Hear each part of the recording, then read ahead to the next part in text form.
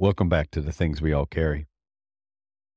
I'm sitting here today, the day after Christmas, kind of recovering. Obviously, Christmas is always a time where you kind of get worked up for it, amped up for it, and then kind of whether you intend to or not, there's a little bit of a letdown after Christmas where you kind of okay, let's finish out the year and get the new year started. And we're kind of in that gap week between one holiday and the next.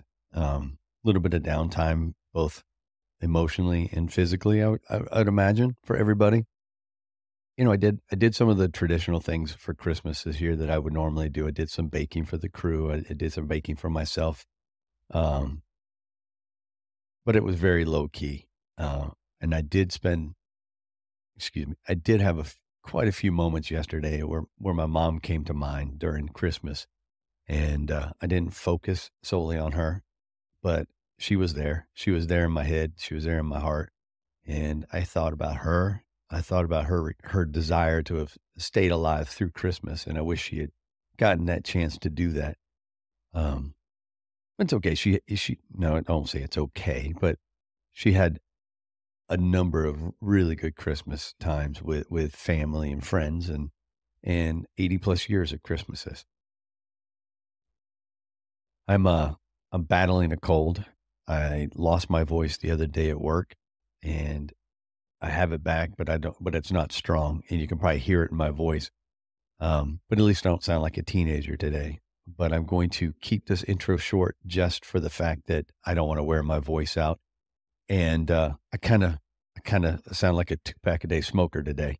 So, in that, I just want to reintroduce Marshall. Marshall is a coworker of mine, a friend of mine, a coworker of mine. He, he's a newly promoted fire captain in my department. He just got the news that he'll be promoted, and I believe it's official in January. So huge congratulations to Marshall for that. I think he's one of the good guys. I think that he's going to do well by his people, and we need more leadership like that in the fire service. Uh, all too often today, I keep seeing people talk about their retirement and how to pad more money into the retirement instead of focusing on the reason why they should be taking those leadership positions, which is to look out for your people and to create a better sense of, I guess, family in their crew in the fire service. Um, we've got plenty of the me going on. We need the us, more of the us in the fire service. And that sounds weird because you really should have the us as the basis of the fire service. But I've seen more of the me going on, and someone like Marshall getting promoted, I think, lends itself to an us atmosphere. Uh, Marshall's going on a little bit over 15 years in the fire service. He is, excuse me, he is a cancer survivor. He was diagnosed with cancer at age 19 when he started college. It was an aggressive cancer, which it was touch and go. I think he was told that he probably wasn't going to make it. Um, and he beat that. He ended up with his life handed to him after cancer of, all right, now go find yourself. And that's tough for a 20 something year old kid to go, okay, I'm not going to die. So now I need to switch gears and figure out what I'm going to do. And that's when he found the fire service. He went to paramedic school and he became competitive for the hiring process. And he found his way to the fire department. And he has always had this little nagging thing in the back of his head. It's a survivor's guilt because he made it when a number of other kids didn't make it. But he's also waiting for that shoe to drop. He told me that he waits constantly for every year he goes to get checked out that he's going to get the news that some cancer is back in his body, and that's a battle he has to wage every year, maybe even every day. I don't know, but it's got to be tough when you kind of just live waiting for the other shoe to drop. Marshall's experienced quite a bit in the fire service, to include he had to live through the suicide of a crew member, and he talks about that. He's very candid and very open about how he dealt with the suicide of one of our coworkers. His name was Marcello. Um, it was a shock, as most suicides are, and it hit that crew very very hard. And Marshall talks about dealing with suicide and how to get past it and how to um, accept what has happened. He also talks about his family and his son's struggles with ADHD and how he's tried to how he and his wife have made adjustments in their marriage and in their careers in order to get their son the schooling and the care that he needs. And I followed along on this story from a distance, and I reach out every once in a while to Marshall and let him know what I'm thinking and how proud I am of what they're doing. Um, it's not easy, and he and his wife are doing a hell of a job with their kids, and it's kind of fun to watch. I know for them it's a lot of work and it's busy, but man, it's going to pay off for them. He also talks about finding therapy and why he needed to do it and how he might have been tearing the family apart with some of the un untreated, I guess, issues that he had going on, and from the fire department, from cancer, from his son, from anything that create these anxious or anxiety and anger. Um, so he's very open about a number of things, and it was just a really good conversation with Marshall, and I'm happy to bring it to you once again. It was originally released as episode 7, so he's one of those really early episodes. So if you haven't heard this, I'm happy to bring it back out and reintroduce Marshall to you. You guys take a listen, enjoy it, and get out there and do something for yourself.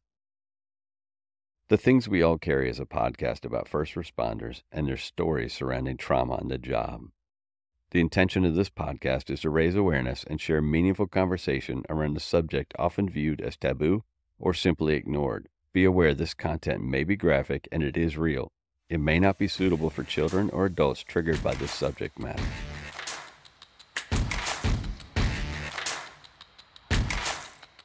Thank you for joining me for another episode of The Things We All Carry. This week I sit down with Marshall. I first met Marshall 7 or 8 years ago in a Gold's Gym here in Virginia. We quickly figured out we were both firefighters in the same department. I got to know Marshall a bit during the times we worked out together. However, this conversation goes much deeper than any we had in the gym.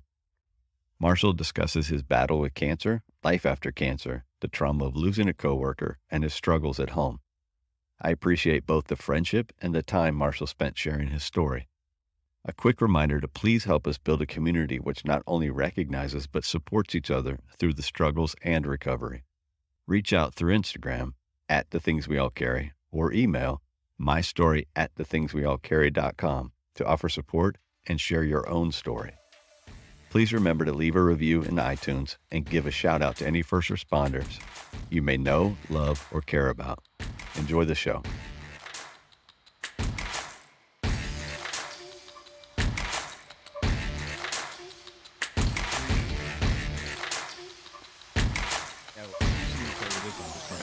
Yeah, no problem.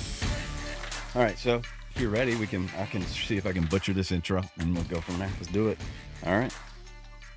Today we're sitting down with Marshall. He's out of Virginia. He's been a firefighter for 14 years, paramedic for the entire time. He's here to talk about his story, some of his experiences in the fire service, and some of his experiences outside of the fire service before he even joined, which affected him in the fire service and in family life to today. So I'm going to let Marshall talk a little bit about his family, his background, his fire service history, and then we'll get into the meat and potatoes of his story. So how you doing, Marshall? Doing great. Appreciate you having me. I know we talked about this before, but I think it's really important what you're doing, bringing a light to this. So I'm more than happy to share my story. As you mentioned, I've been in the fire department going on 14 years, be 14 years next month. My story is a little unique in that my journey started it was a cancer diagnosis that flipped my life upside down, that ended up pushing me into a fire department career. So a little bit about me. I grew up in Alexandria, Virginia, born and raised. I was a 3-sport athlete in high school, very competitive guy. Went to college. I was at Frostburg State University playing football, and that was when my life was completely flipped upside down by my cancer diagnosis at age 19. And so it was after that cancer diagnosis where I was at a crossroads very early on as I was entering my 20s. What do you want to do with life? And I started thinking about things. I still very much wanted to be part of a team, part of something larger than myself, and thought a career in the fire service would be something that would be a really good way to stay in that competitive environment and as a way for me to continue to do something physical and very challenging. And so 14 years in the fire service puts us at what year did you join the fire department? It was 2008. I started recruit school. I still remember the date, the hire date, July 21st, 2008. And you talked about your cancer diagnosis in college and how that turned your life upside down. Do you want to talk about some of what that cancer was and what the treatment was and how it affected the immediacy of your life at that time? So pretty much when I was diagnosed with cancer, I'll give you a little bit of the story leading into that. I was at Frostburg State. It was the night before our first inter-squad scrimmage. And I woke up one night and could not use the bathroom.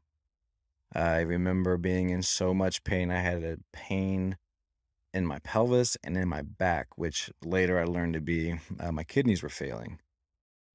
I woke up that night, middle of the night, and could not use the restroom. And I just felt this pressure in my back. So I ended up going to the hospital. It was Sacred Heart Hospital in Western Maryland. And they ended up doing an MRI. But before they did an MRI, they realized that there's a lot of urinary retention here. So they tried unsuccessfully to advance a catheter. So this whole painful process started with pain from the very beginning. Trying to force a catheter in wouldn't go. The tumor was pushing up on the urethra, originating from the prostate. Ended up getting an MRI. I got the MRI, and I remember the physician sitting down with me saying, "Hey, look, I am not sure what this is at this point. I do know, however, that we are not equipped to deal with this in Western Maryland. My recommendation would be for you to go back to the DC area and really see what this is and what's going on. But I do think it's serious." So at that point, I was like, okay, I guess this is it. So I called my parents and told them what was going on. And they immediately drove out to Western Maryland from Alexandria, Virginia, brought a U-Haul with them, packed all my stuff, came home, and we started on this journey to figure out what in the world is going on. So I meet with an oncologist, a pediatric oncologist. Even though I was a young adult, usually these types of growths, these things that they see on MRIs can be an adolescent or pediatric cancer. So they wanted to initially started out, they wanted to rule that out. So I met with the oncologist who said, "I need to send you to a urologist to biopsy this." So they ended up doing the biopsy. They sent it to the Cleveland Clinic and it came back. And that's when I realized or learned that I was being diagnosed with rhabdomyosarcoma. It is a very rare childhood cancer, and it impacts two age groups. Early childhood, so from birth to about age 4 or 5, and then late adolescence, so age 15 to age 19. And so there's two subtypes. One is embryonal, and not to bore everybody, but there's two subtypes, and one is a lot more aggressive. And because my subtype was the more aggressive one, that kicked off another cascade of events. Okay, now you need PET scans. Now you need CAT scans. Now we need to scan the whole body and see what's going on. So all the results came back from everything, and the news just kept getting worse. Initially, they were saying 4 out of 5 will walk from this. But if it's the more aggressive subtype, we're looking more at a 40 to 50% shot. And if it's spread outside of the pelvis, then we're probably looking at a 15 to 25% chance of survival. So it was a lot to digest, but I was still hopeful before getting all the results that maybe I would get some good news here, because everything up to this point has been either painful or just terrible news. It can't possibly continue to get worse. And then it continued to get worse. So they said not only has it escaped the pelvis and the pelvic lymph nodes, but it's in 3 or 4 places in your abdomen, your left lung, and we believe we see portions on your brain. So at that point, it's like everything. I still remember to this day, the wallpaper in that room. I remember what the doctor was wearing. I remember what I was wearing. I remember the look on my mother's face. And the doctor asked, "Do you want your mom to stay in the room while I tell you the rest?" And I said, "Sure. I don't, at this point, it is what it is. I don't see the benefit to having her out." So we sat in the room, and that's when the oncologist said, "Here's what's going to happen. Here's what your next year is going to look like. And if the cancer doesn't kill you, there's a decent chance the treatment will." but we're going off the cuff because we get one chance to cure this. And so I was taking all this in. I was 19 years old. I was going to say, as a 19-year-old taking it all in. I was 19 years old. I'm like, wait a minute. Literally last night, I was prepping for our first game, our first inter-squad scrimmage. I did really well in that training camp. I was challenging some of the older guys, and I felt really good. So I still had coaches that still didn't know what really was going on. Like, I just vanished from Frostburg State, and my life was just in doctor's offices over this next 3-4 days. And the coaching staff didn't even know where it went, really. So I'm getting tests, I'm getting all these things, and it all culminated in that office where now it's like, here's your next year. Here's what it's going to look like. You're going to undergo 52 weeks of chemotherapy. And some of the chemos that we have to give you are, unfortunately, there's not a lot of good news with them. There are a lot of the chemos that we've traditionally seen in the 60s, 70s, and 80s. And you're going to get blasted with them. And so there's going to be medications that we have to give you to coat your bladder. You're going to get doxorubicin. My prognosis was an awful one. And at the time, it completely changed me because immediately, and I wish that I could sit here and tell you that I handled it really well and I was strong and I was live strong, but I completely shut myself off to the world. I went into a very deep depression. I started viewing myself in the past tense, and a powerful chemotherapeutic agent. So that was part of my protocol. He mentioned if we get the metastases cleared and you become a candidate for surgery, you're going to have surgery at Johns Hopkins University. And then when everything is done, if you get to that point, you're going to have 32 radiation treatments.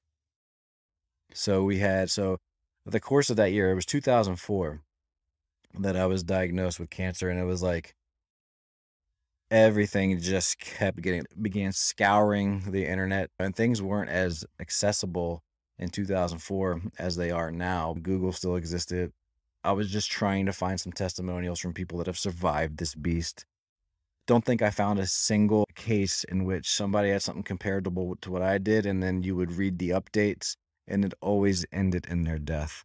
So I just assumed that was going to be the natural progression for me.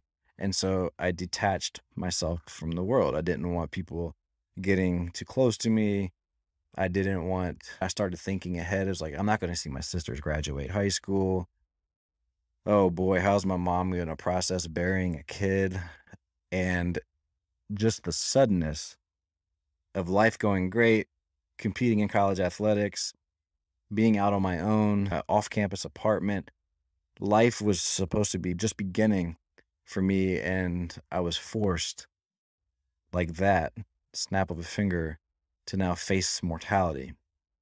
So over the course of the next year, just getting blasted by chemotherapy, and every time I needed to get chemotherapy, I had to stay at Fairfax Hospital for 3 or 4 nights at a time, because with the doxorubicin that I mentioned, it attacks the bladder. So they have to give you medication that coats the bladder so it doesn't tear your bladder apart. So for the better part of a year, that was my routine. So I was going through all these motions, getting punished by this treatment. I was 210-pound wide receiver in college. After about 4 or 5 months of chemo, because just the aggressive dosaging, just to have a shot to get into remission, I lost over 100 pounds. At one point, I was 110 pounds.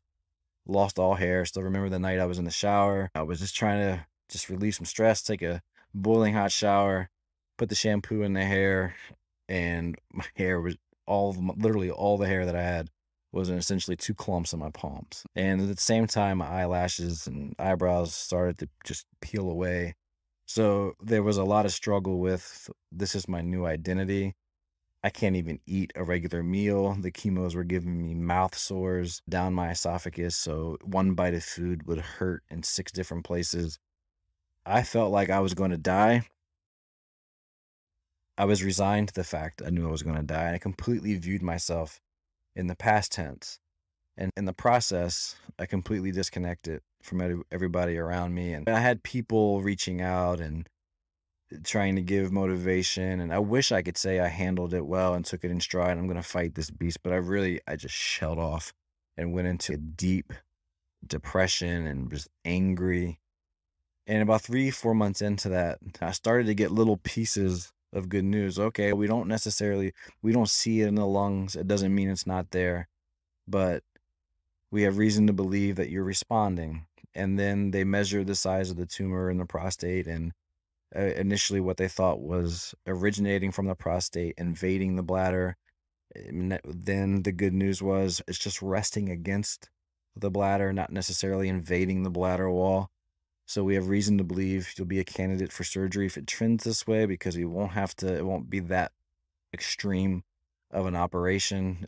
We feel it'll peel off if we remove the prostate. So I kept getting little pieces of good news, enough to keep going with the treatment. It was just purely exhausted by going through that gauntlet just to have a chance to stay alive, and even if it wasn't a good one.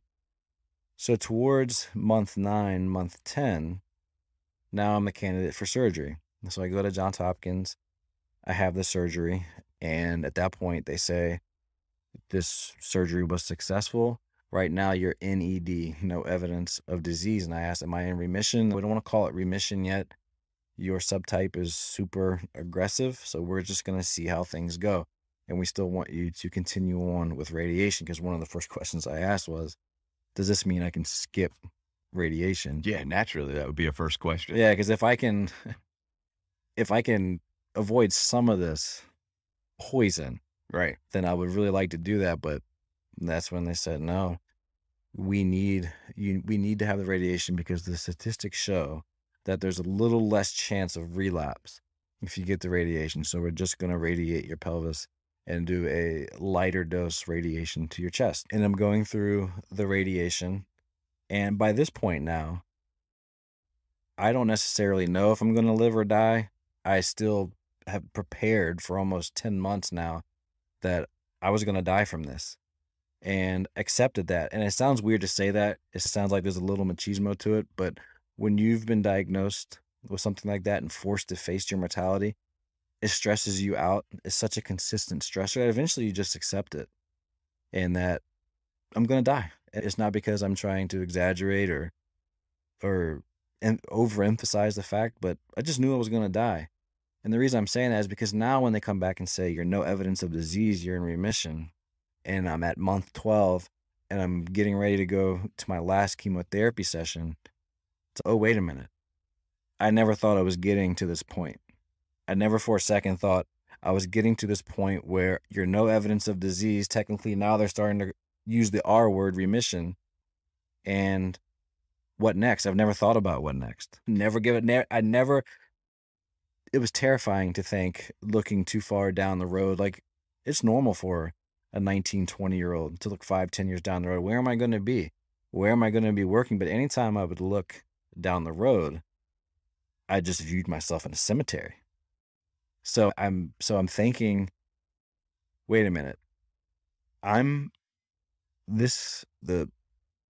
IVs, the central lines, the appointments, the 4-night hospital stays, this became my routine. This became my safety zone. This became my life. It became something that was regimented, that kind of took my mind off mortality and death, and how are these people around me going to pick up the pieces? My mom going to financially be crushed by whatever debt is left behind from this? So I was just never in the mindset of, there's a next chapter here that's post-cancer for you. It's a weird dichotomy of focused on death. You believe you're going to die, but not the cure, that's a bad word, but the way to get your focus off of your belief that you're going to die is to try to beat it, but you're still convinced you're going to die. Oh, yeah. So it was like, I knew I was going to die, but I hope I don't.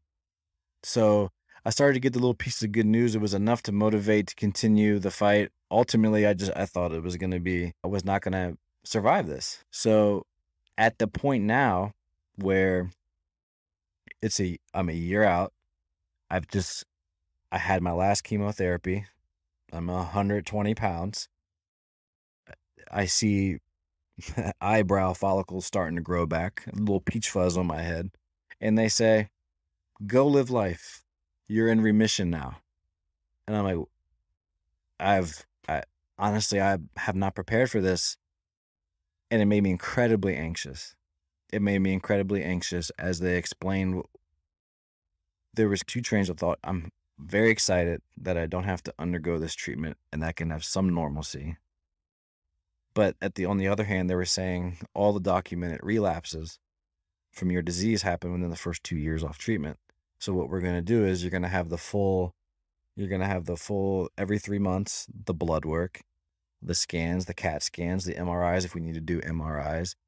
And my doctor was very brutally honest, and I appreciate that. But at the time, I didn't like being around him because I just felt like there was never anything. But it's not his job to give me good news. It's his job to be honest. I was an adult. And so I just felt like it was very weird to hear him say, "You're in remission, go live life." Because that was my entire life for a year. So then I started thinking, what in the world do I do now? So I struggled with what's next for me. What do I do from here?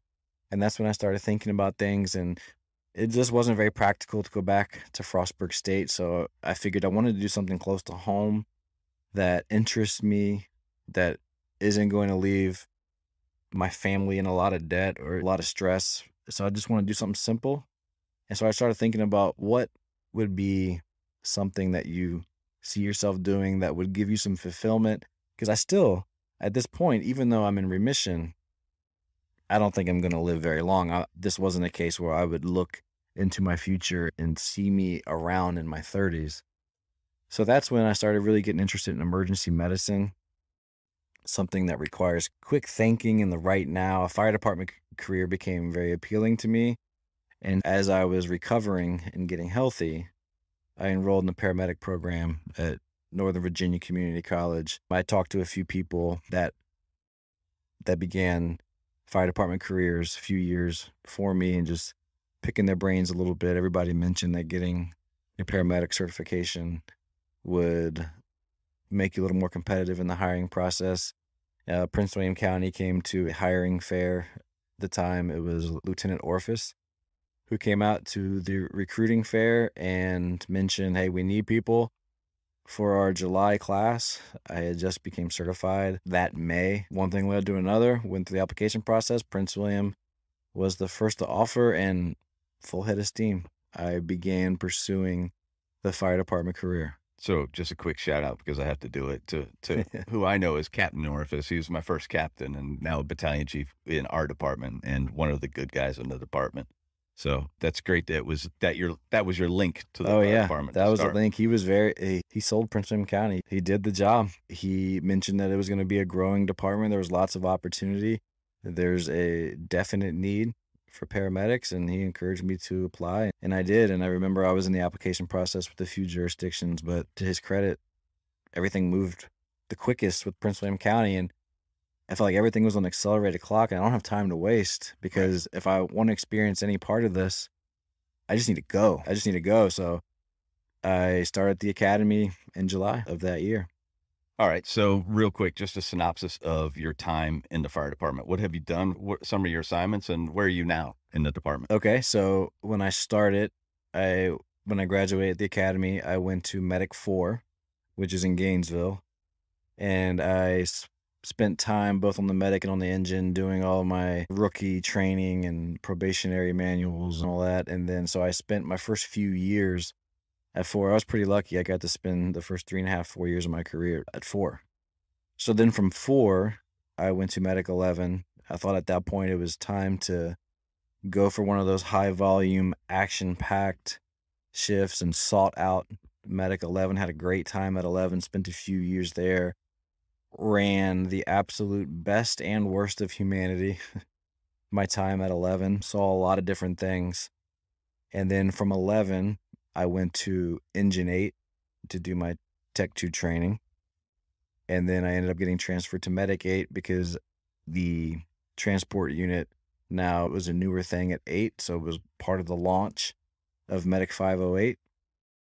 And then from Medic 508, I went to the academy, initially as the Tech 2 assigned to the paramedic program as the training coordinator. And from there, I took the lieutenant's process. And then stayed at the academy. My first assignment as a lieutenant has been as a initial education training lieutenant for EMS training. And so I've spent the last 4 years at the academy. And then this August, I head to Fire Station 24. So back on the medic unit. Back on a medic unit. Maybe some engine time on the 1-in-1 model, so I'm excited to get over there. So we can get into all kinds of stuff because you've seen your fair share of calls, and I know what we want to talk about here, and it was from 2014 when you were Station 8. You want to talk about the station in 2014 and some of that, the crew, and how you guys got along and how you guys operated? Oh, absolutely. So I was sent, at the time, it was Chief Shiflet, it was Lieutenant Adamo at the time. When I was at 11, I was at Tech 1, and I took my time as a Tech 1. It was one of the things that worked for me. So a brief thing here, Tech 1 in the department is I don't want to say lowest, it's the lowest ranking firefighter in our fire department. So the structure goes Tech 1, Tech 2, Lieutenant Captain, Chief, and so on and so forth.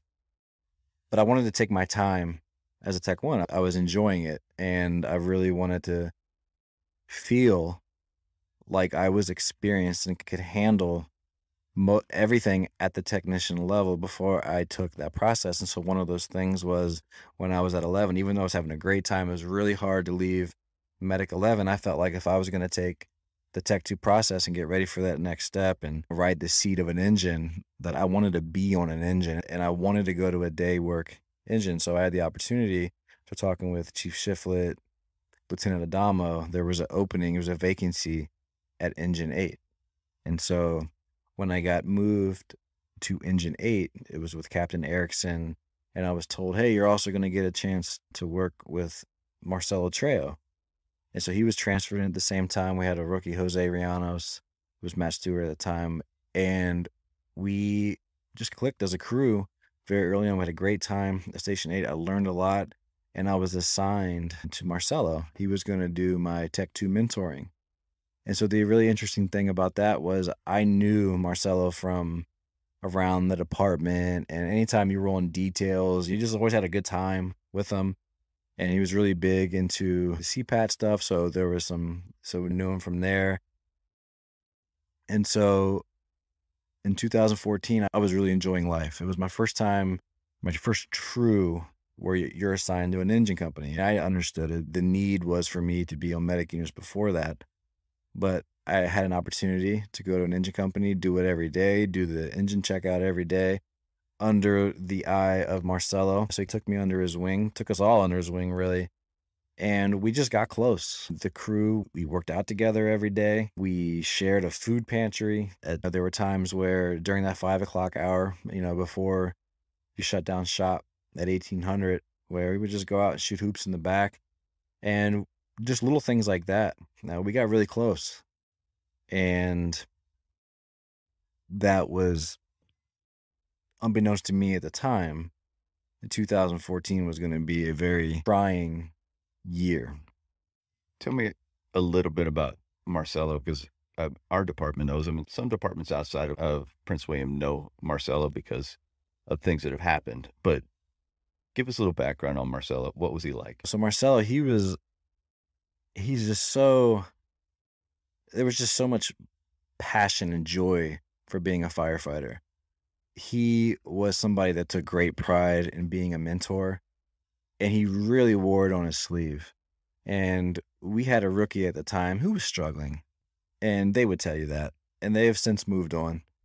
But there were times where everybody else would get frustrated, but if he had to explain something 25 times, he would explain 25 times to somebody. And there was never a judgmental tone to it. And the happiness that he got from other people enjoying the job was always something that stood out. Very passionate about PT and station comp. The things that bring people together at the station were all the things that stood out about him. The camaraderie, the conversations at the front bumper, the things that we tend to take for granted were all things that he naturally got people to gravitate towards.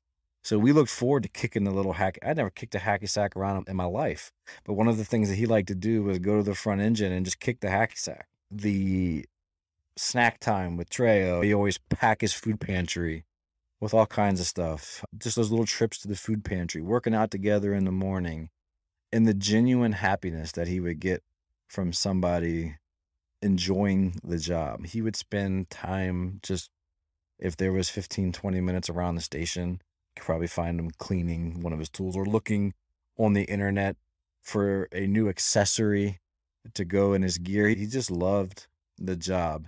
And because of that, when you see somebody that he's willing to be a mentor and they love the job so much and they're so inviting with the personality, it's very easy to get really close with somebody, develop a close bond in a rather short period of time, which is what I felt happen at Station 8. You mentioned when we spoke before, Marcello was going through some stuff in his private life as well. I don't know how much you want to get into that. So I do know that he had some mental health struggles. He alluded to those openly in conversations at the station sometimes, where he mentioned that he was particularly struggling with depression and bouts of anxiety, and mentioned that he had received treatment for that in the past. And he didn't talk about it a lot, but we did have those conversations at the station level. So we knew that it existed. We knew that it was something that he would talk about with us in private at times. Were there any other signs around the station of any of that? This is a great question, because you always think back, was there something that could have opened our eyes to maybe that something in particular was really bothering him or getting to him? And honestly, I can't say that there were any signs to us. He was maintaining and doing well. We felt as if the environment at Station 8 was really good for him. We felt that we were cohesive. And so there was nothing, at least to me, that stood out as any particular red flag. But we did know that these were things that he has struggled with in the past, and that he's been fairly open about it in conversations at the station. And so we would have, and it was never too much in depth, but he would let you in and have some of those discussions here and there at the station. So again, I'm leaving it open to you, because if you want to tell the story of what transpired. Okay, so coming up on July 4th, 2014. So we'll just start with the bombshell. We were called, it was at the time Tech 2 Draxler, Ben Draxler, a close friend of mine. We were partners on the medic unit for years. Right around the time that Medic 508 went live, it was still the day work engine.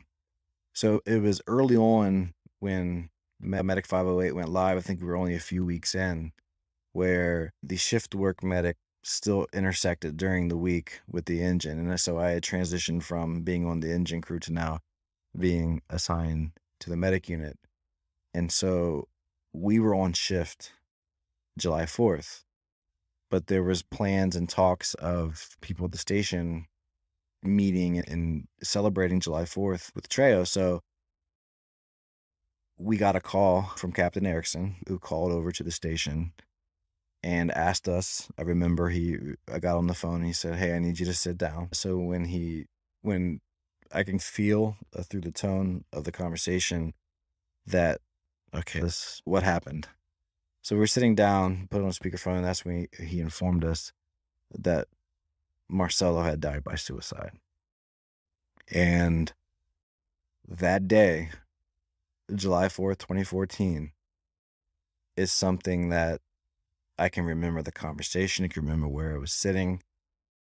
It completely stands out to me as a day that I'll never forget, because I had never been in a situation in life, and this is somebody that's been through a cancer diagnosis, that dealt with something as gut-wrenching as losing somebody. And it's very hard to explain to somebody who hasn't necessarily done what we've done, to explain all the little ways, even if you don't necessarily see eye to eye with somebody at the station, the closeness, whether you want to admit it or not, you become close with people in ways that is hard to describe to people that don't do this for a living or have not been exposed to this. But to lose somebody from your crew, the sudden finality of just the permanence of Treo being gone just threw us completely. And there was nobody was prepared for that news. Nobody was willing to accept that. Nobody knew what to do next. You had a firehouse and a department just full of traumatized people, because this was completely, it was just such a shock. And everything over those next few weeks, months was just so eerie. It's like the conversations we had, because in the same year, my first son was due, my first child was due that fall. And we had so many conversations about him coming and helping with the crib. He loves painting nurseries, and he wanted to come and do that, and just the little conversations. And even leading up to 2 days before July 4th, he was still planning gym contracts with people coming in and getting some new gym equipment at Station 8. And even the person that he was working with would call the station 2 or 3 weeks later, and nobody knew how to tell this contractor, who became close with him because he was just very welcoming personality, and he was very excited to take on that project at the Station 8 gym. And even the gym source contractor that was going to be getting the equipment when we told her the news, just stunned. And over the next few months, it was like grappling with the finality of this, and little things like his locker's still cracked open, his snacks are still in the pantry, his basketball shoes are still under his laptop, the keyboard is still in the position that he left it, and nobody wanted to touch his stuff. We wanted to leave it there. We spent hours watching his YouTube videos where he's just being dad to his daughter, who he loved dearly. And the videos he had with his dog, he was very good with videography. And even at the time, looking back, it's pretty impressive that he was doing those things in 2014. But we were just watching those videos over and over. And at that point in my life, and really most of us could probably say the same thing, it just completely stopped us in our tracks. It stopped you how? Immediately, there was an anger. Why the hell would you do that? We needed you here. Your daughter needs you here. So there was some anger. And then there was and I know in my case, and I won't speak for anybody else, I was going back. I was re-examining calls. Did I miss something? Did I miss a sign? Did I miss an instance in which he was reaching out? Was I in tune? Was my mind elsewhere? Was I connecting the way I should be? And it was just analysis paralysis at that point. Like, I think I've replayed every conversation we had. I was looking for little clues, and I just spent so much time doing that I just became mentally exhausted. And even at his funeral, I still couldn't process just the suddenness, how unexpected it was, and just how it deeply hurt. It was very hard to be at his funeral, and it was a complete spectrum of emotions. It was a beautiful service, but damn it, we shouldn't be here. And just seeing the pain in people's faces, because at this point, even though I knew him for years, it was mainly in passing and in details, but it wasn't until those 6-7 months that we were stationed together where I feel like we had a really good bond in that time. Whereas there were people that have been lifelong friends with him, and people that he spent his entire career being close with, and there was just so many people impacted by that. And I remember thinking, I have to do something with this anxious, revisionist need to try to recreate and fill this void with something productive because I'm going to drive myself crazy. So then as we got into the winter of 2014 and my son was born and I was on baby leave, that's when I really started thinking that we really need to do something as a department because, man, if we have to go through this again, and as we get bigger and we start to reflect general population, the concern would be that this is not an isolated event. And so what can I do with my standing in the department? Is there something more that I can do? And so that's when I started really looking for ways to connect with people and started to have these conversations about mental health. This is when I started to pursue the peer support route and realize that we have a very loud siren going off in this department, in the fire service in general. And what can I do to get on the other side of this thing? So you take an interest in the department and the department's mental health. And what did you do for yourself? I did absolutely nothing for myself.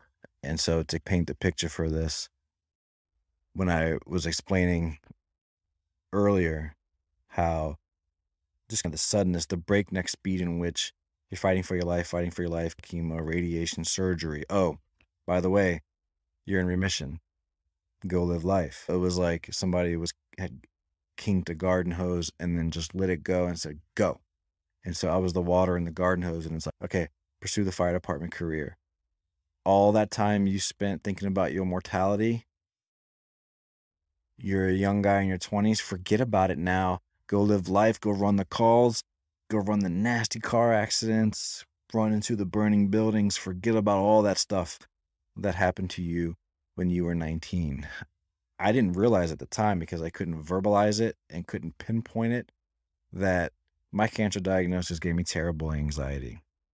And so I was able to function with it, but that racing, that internal clock, that you're not going to be on this earth very long. You don't have much time here. Everything felt like it was an accelerated pace. My mind is always racing. I just felt like the speed in which life was moving was at light speed. Never could internalize that as me being anxious. So I worked the fire department career. I go my first 6 years in the department, just gonna bliss. At the same time now, I meet my wife.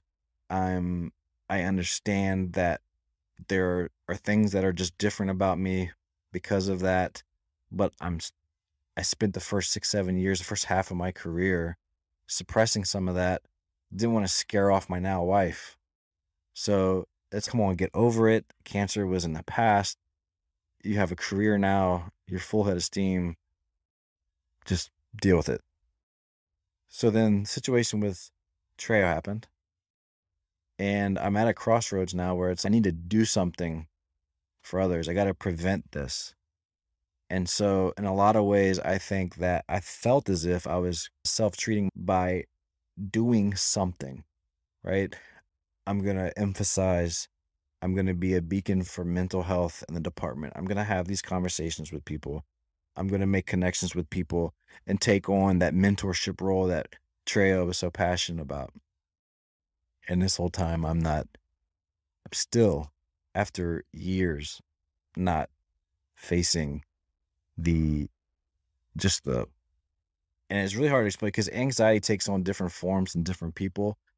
And with me, it just felt like my mind was always moving so fast and I just felt like my life had an expiration on it.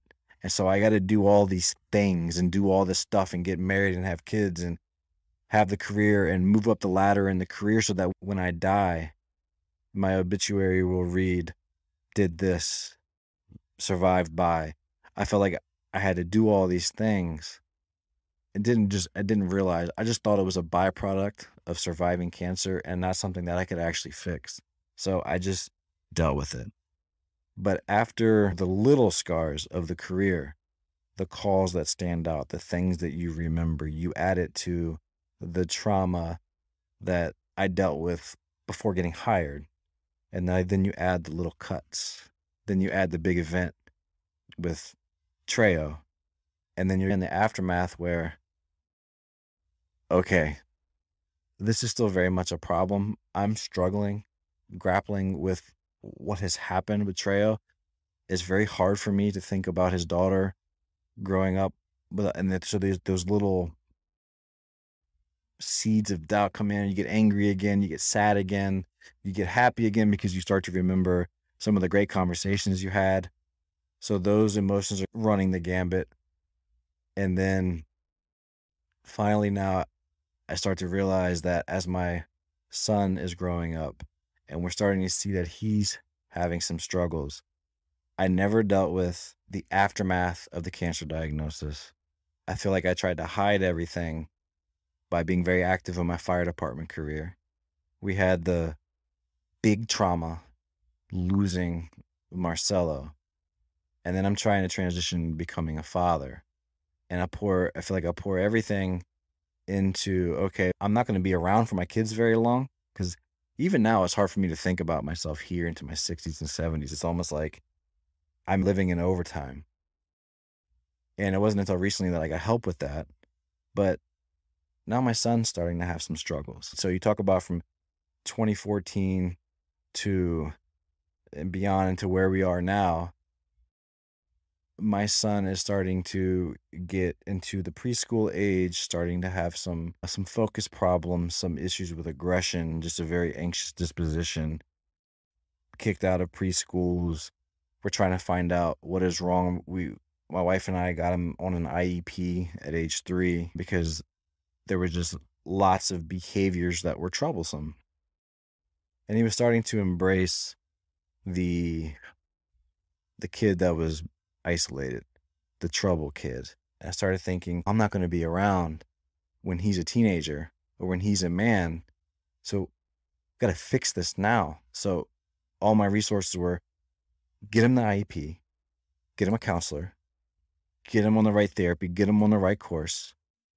And so I just feel like through the course of my adulthood, there's always been something that has been distracting me from addressing things that I'm struggling with, or how can I truly work on myself?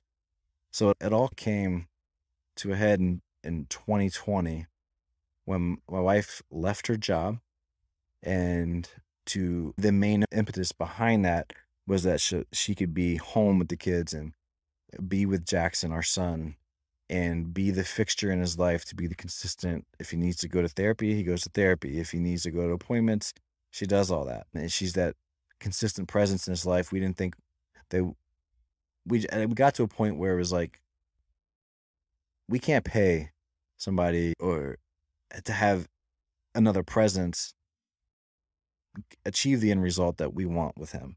So she left a career that she worked very hard to obtain. She was a CPA. So now she's home, stay-at-home mom. And we went to we were a one-income household in Loudoun County. And the totality of, I never addressed underlying anxiety. I don't think I ever truly fully processed what losing Trejo did to me. I just immediately seek to, how can I take a tangible step to help others? The issues with my son, the fact that now we need to move from Loudoun County to a cheaper area to make this work, the stress of working overtime, everything came to a very explosive conclusion with, at this point now, my wife and I were arguing all the time. And right before she was able to leave her job, it's, okay, he got kicked out of preschool again. Who's getting him? Are you picking him up? Am I picking him up? I can't leave. I'm teaching. I can't leave. I have a client. And the stress of one of his tests cost $1,500. And it's this specialist, and it's that specialist, and it's this meeting, and it's this IEP. And we were just starting to fray. So I got to a point where it's, okay, you never addressed what facing your mortality did to you. You just push it aside. You started to meet your wife, you suppress some of these things. You get little cuts from the fire department career, the situation with Trejo, and just how shocking that was and how that knocked us all back. Then it progresses into, issues with my son, and everything now is just, my head was so foggy that I was having a hard time focusing at work. I was tired all the time. My dietary habits were terrible. I was frustrated all the time. I was I was becoming disrespectful to my wife. We were fighting, arguing all the time, and I was hitting below the belt. There were things that I was saying to her that I'll never get back. And I don't know what exact day it was, but it was during the move. We were reestablished. We were full head of steam, starting a new life down in Culpeper. We're going to move to an area that's more, we're going to be family centered. We're going to have the yard. Everything's going to be fixed. But it was during the move that all these things, just the stress of everything, the feeling like I have no answers, no outs, and truly felt helpless, was where I finally came to the realization, if I don't do something, I'm going to lose my marriage. I'm not going to be the father my children need. I'm not modeling the behaviors that my son, who has very specific special needs, I'm not helping him in any way. I'm failing in a lot of different areas. I'm not managing very well. To on the outside, people probably think I'm maintaining and doing pretty well.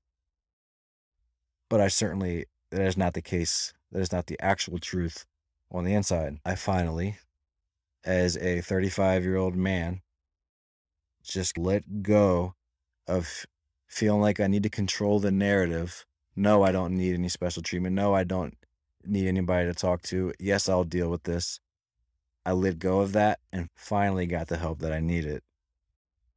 Way too late, way too far into manhood, into adulthood. But at that time in 2020 was when, for the first time in my adult life, I felt like I started to have some control. Through therapy, I was able to connect with a therapist who was able to put a lot of things in context, to slow down that internal clock a little bit, and to say, essentially, it's okay to feel as if because of what you went through, you're not going to be here for a very long time.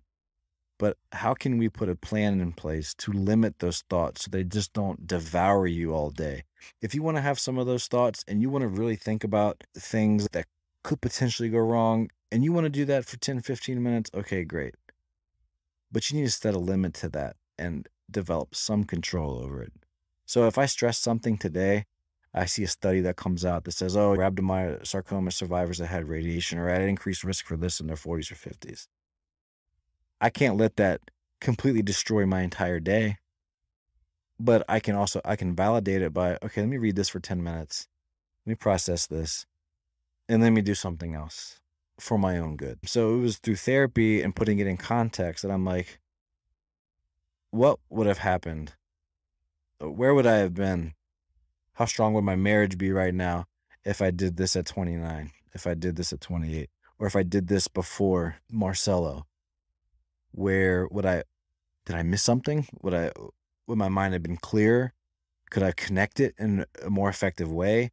Who knows? Like, you asked those questions, but it was legitimately the first time in a long time, or the first time in my adult life, that I felt like maybe there is another side to this. Maybe this can get better. Maybe I can slow down the internal clock and the survivor's guilt and all these things that just come from the fire department career and the previous cancer diagnosis. Maybe there is a way to cope with this. And I learned that, yeah, there is. And you know what? It feels good. And it feels good to say that. So I connected with a therapist. I would have never considered going on an anxiety med. You know what? A low dose anxiety med combined with therapy for me was the combination that allowed things to slow down enough to communicate with my wife a lot more effectively, to be a father that does not have a really short fuse, to be a better, and for me, for right now, this assignment being an educator, EMS educator, when I started to tackle these problems and become a little more open about them, things started to get better. And when I say get better, it means it's always going to be a peak and valley type of ordeal. But my wife and I the connection is there. We've really worked to salvage our marriage. And when it could have gone one way, we were at the fork in the road. It led to us renewing our vows and renewing the commitment in front of our children. I feel like I have a plan to help my son. He's doing better in school. I just feel if only I had addressed this and been more open about it and more honest about it with myself, I wonder maybe how things would have gone. I feel good about what I was able to accomplish while struggling with those things. But now that I know what it feels like to have a plan and to address it and to understand that, hey, sometimes, like the saying goes, strength requires maintenance. So I know that maintenance is very much a part of it. So as I enter this next chapter of life, I feel actually good about it. I'm not overwhelmed by, am I going to die from this? Is the radiation going to cause a late effect? Is one of the chemos, is a secondary cancer going to come? But if it happens, I'll deal with it when it happens. But how much life am I going to waste worrying about that right now? And then you have all the things with all the studies showing that we're at increased risk in the fire service of some of these things. So my baseline is already higher. I've already had the cancer and the treatment. So I know that I'm at an increased risk, but I don't let it ruin my day, my week, my month anymore. I just focus on what I can control. And when it takes up too much of my headspace, I know that I need to develop a strategy in the moment to not let it stay there. So as long as I do those things, I feel like I have more patience. I feel like I'm a better firefighter. I feel like I'm a better paramedic, better educator, better husband. And so right now, at age 37, I feel like there's finally a system in place to not let these things completely own my life. So what are you doing today? Are you still in therapy? Yeah, so it's not as frequent as it was, but there's check-in sessions. Hey, how have the last few weeks, last few months gone? What's good? What's the area of struggle? What are the potential stressors in the short term and in the long term? And putting things in perspective. And so we're doing that. I haven't always been the best about medication compliance. Sometimes it's just being forgetful. So I've made it a habit to understand that's a very important part of my day, just as important as that morning cup of coffee. And when I focus on me and maintaining those sessions and not calling and canceling them, or one thing that gives me terrible anxiety is when my yearly physical comes. I can imagine. Oh my God, it's because all that information gets sent to GW University and they go through fine-tooth comb, blood work, protein levels, and they take all this data, they trend it, and there are times where I'm like, they're going to find something this year. I'm getting closer to 40, and some of those thoughts will come up. It's okay, this is it. This could potentially be it. So there's always a sense of that my life depends on that next medical exam. And you know what? I've just embraced, that's a big ticket item for me. That's a big stressor for me. And it's okay for it to be a stressor, but I have to find a more effective way to put borders around it so it doesn't completely consume the week leading into the days in which I'm undergoing the test, and then the weeks after. Waiting for the results. Waiting for the results and waiting for the phone. And is every missed call, is that the number? Is that right? What are they saying? Why didn't they leave a voicemail? Does it mean something was bad? Did they need me to come in? So all these things now that it's okay. Marshall, if you don't take the steps to talk about it ahead of time, if you're not compliant with your medication, that's helping very effectively. If you're not doing the thing, if you're not implementing the strategies learned, these yearly exams, these trips to GW, they're going to completely just ruin an entire week of your life. And nothing good ever comes from that. If I go into one of these appointments and they say, hey, we need to treat this, we believe we caught it early, I view it as, I hate undergoing these tests. I'd rather not do them. Where the GW is saying, I've told them that I hate coming here. And they're like, hey, we're not here to tell you you're going to die. We're here to catch it early so that if something comes, we just manage it. But it's hard for me to view it that way. So they're reworking your view for you. They are. So they're pulling some therapy on you, right? But it's, oh yeah, the medical anxiety, but it's manageable now. I have a plan in place, and and I've said this a few times through here, and I don't want to keep repeating myself, but it's important because what if I didn't play into that stigma? What if how much I wouldn't have put my wife through the frustration and the tempers and those dust ups and blow ups. How many of those could I have avoided? How many times where I just lost it with the kids? How many of those could I have avoided? How many times have they seen me like that to where is it going to stick with them? Just like getting so angry and yelling and being short fused and just being so frustrated. Is that how much of that are they going to remember? And thankfully and I feel like I was able to get on track and get the help and get things addressed before they get much older. But you do wonder, man, it feels good to have a plan in place. I just wish maybe it was when I was 25 instead of 35. But you know what? We're there now. And if me telling my story if there's a young man, young woman in the department or anywhere that listens to this and is dealing some things now, and it is the deciding factor between them saying, you know what, he's right. Maybe I should just go in and connect with somebody. And if that process happens earlier for somebody else, I feel like this is all worth it. And that's the purpose. That gives everybody some purpose, because to get that word out and to encourage other people to take care of it before it becomes an issue, that's key. That's obviously what we're trying to do here. So I appreciate you doing that. I have a couple of questions to end with, though. Sure. 2 things I ask everybody, and I apologize because I forgot to bring this up to you. We talked an everyday carry, and I mean that in the sense of, obviously the name of the show is the things we all carry. We carry a lot of stuff into a call, whether you're a paramedic going in for a medical call, you're a bucket firefighter going in for a fire. There's things we carry into a fire, the tools we carry to take care of ourselves in a call. But there's those things that we carry out as well. And the scars, whatever you want to call them, the traumas that we carry out. Other than those things, what's something you have on your person, everyday carry, that you feel naked without? Like a physical item? Yeah, or whatever. Let's see. That's actually a really good question. I got to think about that one for a second. All right, you think about that one, and I'm going to hit you with another one. All right. All right, so you can multitask. You're an instructor. You can handle it. Yeah. What's a book you want to suggest to people? A book I want to suggest to people is, let's see, what's a really... I'm trying to think I've read so many things over the last few years. So one thing for me that was important for me, and I know there's going to be people that listen, Managing the Explosive Child. Managing the Explosive Child. Yeah. Okay. And the key takeaway there being, whether you have a child or not, there's so many basic communication principles. And I can look at, it's either Managing the Explosive Child or it's The Explosive Child. But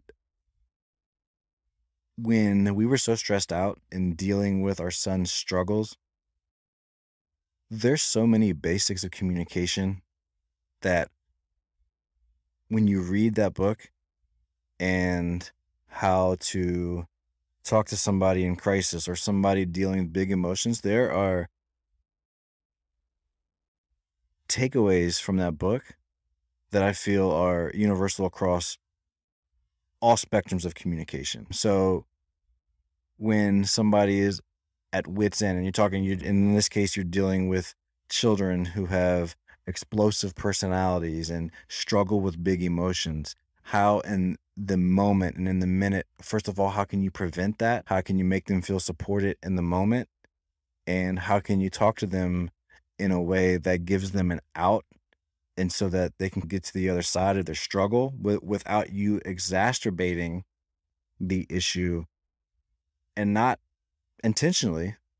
But when you read that, this would work in how I talk to my wife when she's dealing with something stressful or dealing with somebody at work. There's communication principles, and usually the people that seek that kind of book out are at wit's end and dealing with a child with a difficult personality.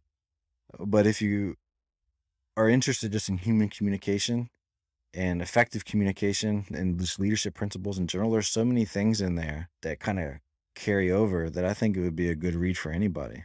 I just Googled it while you were talking. It is. Yeah, so Explosive Child. I asked the same questions. I'm going to link it in the show notes anyway. So Yeah, sure. they'll have a way to find it. And so then something that I carry with me that I hate to give him credit, but Chuck DeBonus as a gift, he actually gave, it's a multi-use, it's a pen light, it's a pen, it's something where you can get a measurement. And so one thing for me is I always lose pen lights.